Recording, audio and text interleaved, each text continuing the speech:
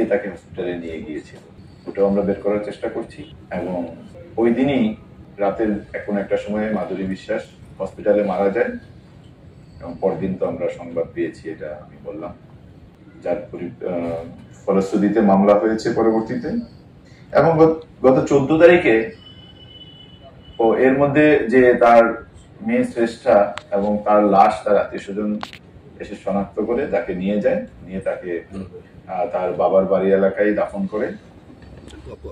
এবং 14 তারিখে আমরা সংবাদ পাই তার আত্মীয়র মাধ্যমে যে তার যে মেয়ে শ্রেষ্ঠা 7 বছর বয়সী, সেও গোপালগঞ্জ মেডিকেল কলেজ হসপিটালে চিকিৎসাধীন অবস্থায় মারা যায়।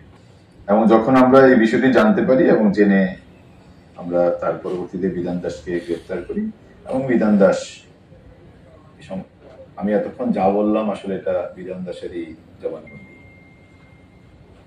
তো এই প্রেক্ষিতে আমাদের কোতোয়ালি থানায় একটি নিয়মিত মামলা রুজু হয়েছে এবং আমরা এই হত্যা মামলা রুজু হয়েছে এবং হত্যা মামলাটি আমরা তদন্ত করছি।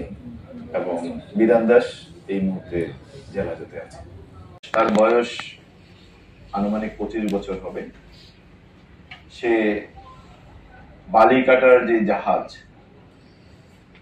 ওই জাহাজে কাজ করেন এবং তার কোনো একজন বন্ধুর কাছ থেকে, সে স্পষ্ট বলতে পারেনি কার কাছ থেকে নাম্বারটা পেয়েছে, একটি ফোন নাম্বার পায়, যে ফোন নাম্বারটি ছিল মাধুরী বিশ্বাসের। তো ওই ফোন নাম্বারটি পাওয়ার পর সে মাধুরী বিশ্বাসের সাথে যোগাযোগ শুরু করে। যোগাযোগের এক পর্যায়ে তাদের সাথে একটি প্রেমের সম্পর্ক তৈরি হয়। প্রেমের সম্পর্ক শুরু হয় এখন থেকে 4 থেকে 5 মাস আনুমানিক আগে।